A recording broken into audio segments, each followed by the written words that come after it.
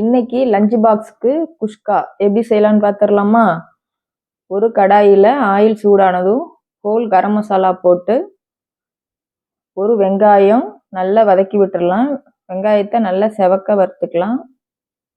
ஒரு தக்காளி, புதினா, கொத்தமல்லி சேர்த்து வதக்கி விட்டுடலாம். தக்காளி நல்லா வதங்கினதுக்கு அப்புறமா கரம் மசாலா, மிளகா பொடி, தயிர் போட்டு நல்லா வதக்கி விட்டுடலாம். இதெல்லாம் எண்ணெய் பிரிஞ்சதுக்கு அப்புறமா ஒரு ஸ்பூன் இஞ்சி பூண்டு பேஸ்ட்டு சேர்த்துக்கலாம்.